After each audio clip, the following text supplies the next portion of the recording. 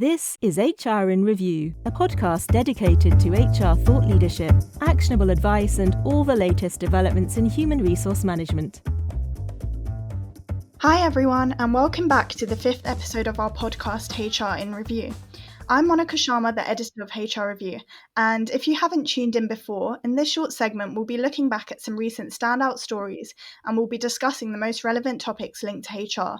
Each week will be based around a different theme, and this week's is employee engagement during and beyond the pandemic. Here today, I'm joined by my guest, Lord Mark Price. Mark is the former Government Minister of Trade, Deputy Chairman of the John Lewis Partnership, and President of the Chartered Management Institute. In addition to all of this, he is also the founder of Workall for Business, a platform offering market-leading employee engagement surveys and data to help businesses and organisations develop and engage their workforce. Welcome to the show, Mark. How are you doing today? Hello, Monica. I'm doing very well, and it's lovely to be talking to you. Great. Well, thank you so much for taking time out of your schedule to talk to us here today. So I wanted to actually start by talking about some research that Workall for Business conducted recently about how employee engagement differs amongst different demographics during the pandemic. So the research split groups by looking at staff who are working from home and those who are office-based, and came out with some really interesting findings. Mark, can you talk us through these statistics in a bit more depth? Which demographics were shown to be the most engaged? Yeah, I'm delighted to do that. And I mean, just so that your listeners understand where this data comes from, on Workall, what we do is survey people. We have about 3,000 to 4,000 people every week completing our Happy at Work survey from all over the UK and abroad. And because of that, we've got constant and live data. And so over the last year or so, we've been measuring the results from people working from home and people who are still going into their place of work, office or supermarket or wherever they're going to work. And so what we've been able to do is to measure on a weekly basis how people are feeling about working from home and working from the office. And I think the first big thing to draw out is that people have said that they are much happier working from home. So people who work from their normal place of work, they've scored on average about 68% over the course of the last year. But people working from home have been scoring 72%, 73%. Right. And that's pretty much across every demographic you can think of. We measure age, we measure gender, we measure ethnicity, we measure sexual orientation, and we measure disability in our studies. And all of those groups are happier at home, working remotely, than they are at work. But within that, as your question implied, Monica, there are a lot of differences. So for those working from home, what might surprise you is that those that are happiest of all are mid-career. Right. Those people that are aged 35 to 50, really, 54. The less happy working from home are younger people and much older people. Right. What we've discovered is that the reason that they're less happy is that they're looking for greater amounts of sociability in the workplace. They like meeting with colleagues. They're more interested in career development, particularly younger cohort, and they feel they're missing out on that. So what we've seen is that those that are going into work, it's exactly the opposite. Right. We're finding that the happiest going into work are the younger age groups and the older age groups, and those that are in the mid group have felt less happy. So you've got a U shape in terms of how people feel about being at home, and you've got an N shape in terms of those people that are going into work. So different demographics in terms of age have responded differently. So that's actually a really interesting point. As I've looked at a lot of research over the past year, that's definitely something I've also picked up on, the fact that younger people especially are looking for those networking opportunities, and they've potentially been, hindered by working from home, and they feel that they haven't had the same exposure to, meeting colleagues and kind of learning by osmosis, as people are saying. So it's really interesting that there is that significant difference between age groups. Were there any other findings linked to just like gender or ethnicity? Yep. So what the survey is saying is that women have found it easier to be working from home. They're happy men by a good margin, actually, a good couple of percentage points. That was the reverse before the pandemic. Right. Now, I know that there are lots of issues working from home. In all our research, we find that there are things around environment, if you've got childcare, if you've got other caring responsibilities. And so it's not all rosy. I wouldn't pretend that. But what our research overwhelmingly says is that women have been happier working from home than men have been, although both are happier working from home than they were in the office. But the gap has widened. Right. In terms of ethnicity, we found that Asian workers have been happier. And white workers have been less happy. Right. Black workers have been happier. So there are differences in terms of demographics as well, how people have responded to working from home from working from the office. And we find the same with disability. All the work we do around disability normally shows that able-bodied people are happier in the workplace than disabled people. Again, what we found is that gap has narrowed slightly for disabled people who are working from home, presumably because their home environment is better suited to their needs. So there's lots of data we've been able to find. I think that the overarching thing that I would say in the limited time we have available is that people are happier working from home. And that poses, I think, real challenges for HR professionals in terms of how do I bring people back into work now? The vast majority of people, 82% of the people that we survey, say actually they don't want to go back to the way it was. Only 18% do. The vast majority of managers, over 70%, are saying we don't want to go back to the way that we were. And so what all of this is pointing to, as we all know, is a different kind of working, more hybrid working. But having gone back into the office ourselves 5 weeks ago, that's not straightforward. No. I mean, it's great that people want to come back to the office. You know, we can have training again, we can collaborate again, all those social things we can start to do again. But what's difficult is when some are in and some are out. So I know this sounds a very parochial point and a small point, but doing a Zoom call when everybody's on Zoom is straightforward. Yeah. Trying to do a Zoom call when half are in the office and half are out of the office is actually really tricky. Yeah. And so I think that we'll all develop this new way of working, hybrid way of working, which I think most people want, but we're going to have to evolve and see what really works. I think you've raised some really interesting points there, Mark. Obviously, there were quite significant disparities, as you said, between different ethnicities. And then on top of that, HR are going to have to grapple with, people wanting different things. And so I guess based on this then, Mark, my next question would be, what do employers need to bear in mind when trying to keep these different groups engaged? Like, what kind of areas drive employee engagement? And is this, varied amongst different groups? Follow us on Twitter at HR Review or join us on LinkedIn and Facebook. So yes, it is, Monica, and that's why it's not easy for HR professionals. I hate the tyranny of averages. If you've got your head in the oven and your feet in the fridge, you're an average temperature, but you're not in great shape.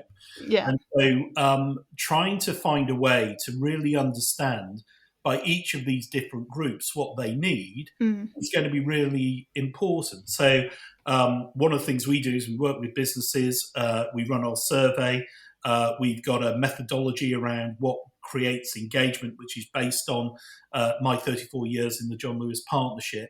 And we've got all this live data, so we can see how things are moving. But, if you are a black male under the age of 35, yeah, you're going to have different needs than if you're a white female under the age of 35, for instance. So they all come up differently. If you want sort of a broad brush, what you would say is for younger people, career development is hugely important. Mm-hmm. And then, funnily enough, mid-career, it pops up again as being a really critical thing about how people feel about their employer continuing to invest in them. Mm-hmm. For an older workforce, it's not as important. Right. And so what you find is that there are different things at different life stages, different for the genders, different for ethnicity, different for sexual orientation, and different for disability. Mm-hmm. So I've always felt that if you want engagement programs to really work, you've got to go down to the level of one. Mm-hmm. I'm not a great fan of engagement surveys that say, here's the result, management, go away and sort it out. Mm-hmm. And in fact, some research we conducted quite recently said that the vast majority of people, I think 62% of people, said that they didn't see any action or difference after they completed an engagement survey. Wow. And so they don't believe in them. And I think that's because they fill in a survey, it goes to the management, they expect the management to do something about it. But what I think should happen is that every individual should get their results, and every individual should be empowered then to improve how engaged and happy they are at work. So only when you do that can you get a survey that works for everybody. When I was at Waitrose and we ran pretty standard sort of once a year surveys, one of the things that struck me is I'd go to a Waitrose shop when the results eventually came out, which is another great flaw with sort of historic surveys.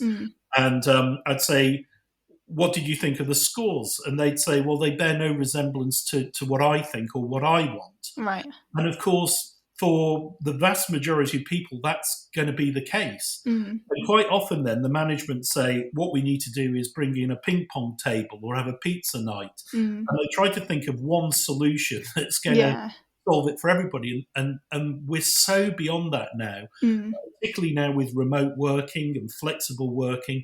So I think the really big challenge and opportunity for the HR community is how do you take this to the level of one? How do you build programs that help an individual improve their engagement rather than just thinking it's management's responsibility to do it? Right. So it's definitely more about taking a very tailored approach and empowering the employee themselves to, feel happy. And I suppose also if they do feel like they relate to the survey or to the results of the survey, as you mentioned, then that leads to a greater sense of connection with the company that they're working at. Absolutely. In virtually every area of our lives now, what we want is personalisation.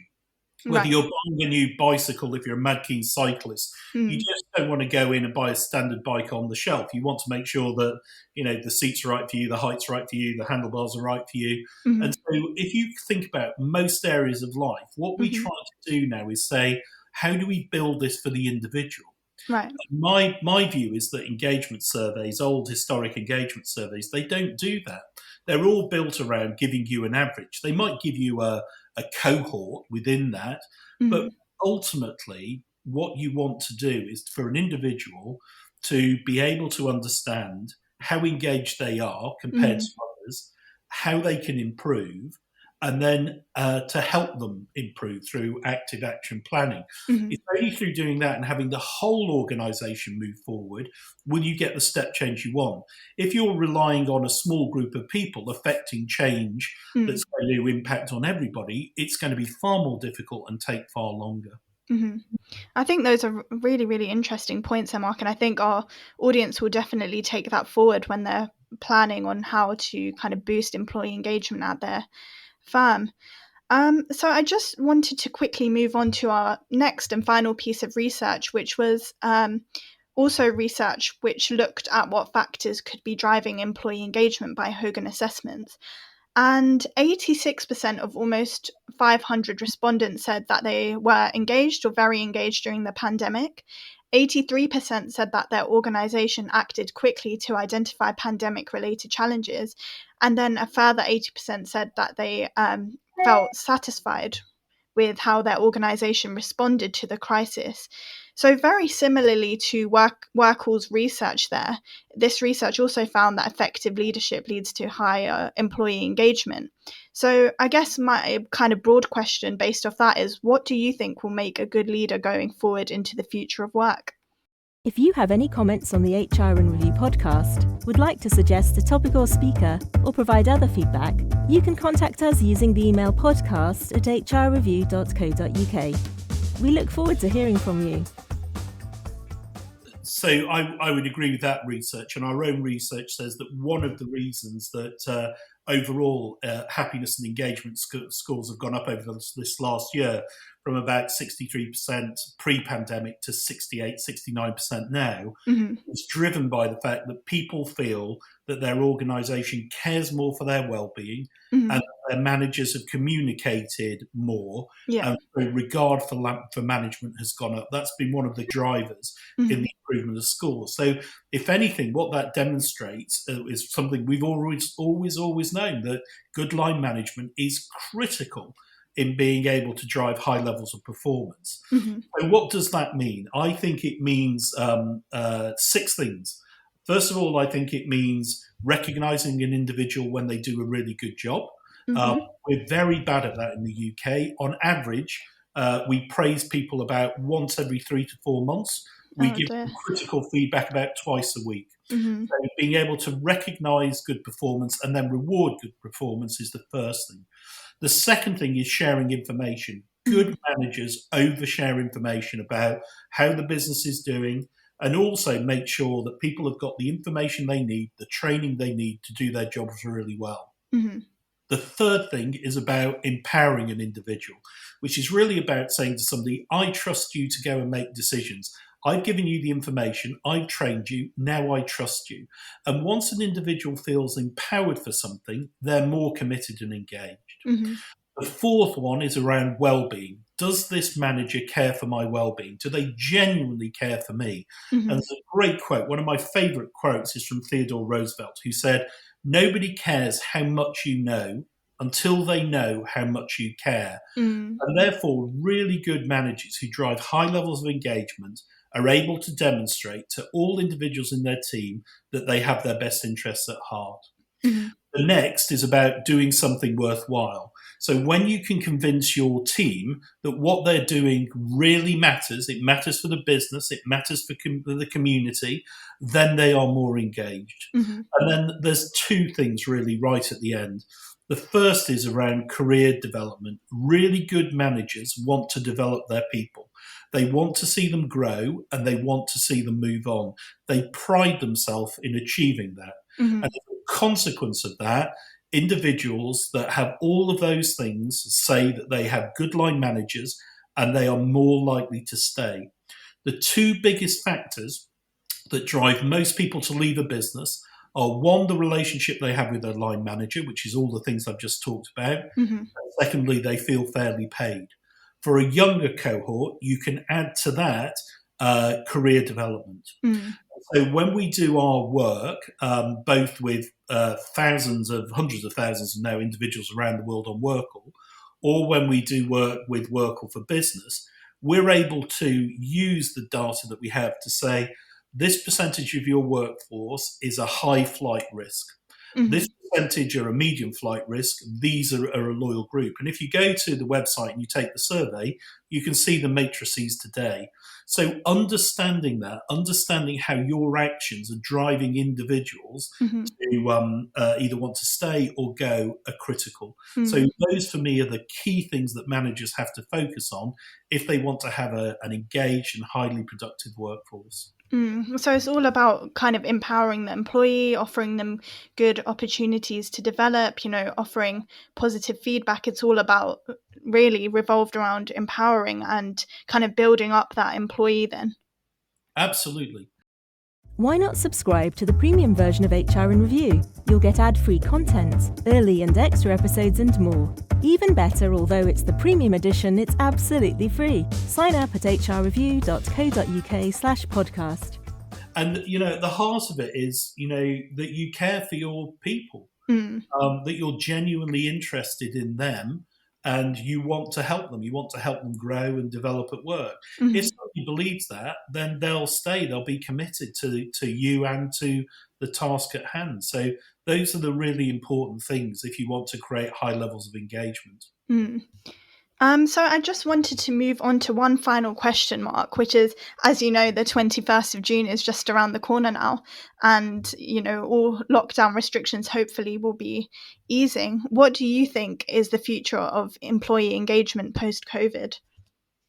Well, I think there are two things, really. One is, what's the future of work? And I think that inevitably now it's about being more flexible. It's about remote working.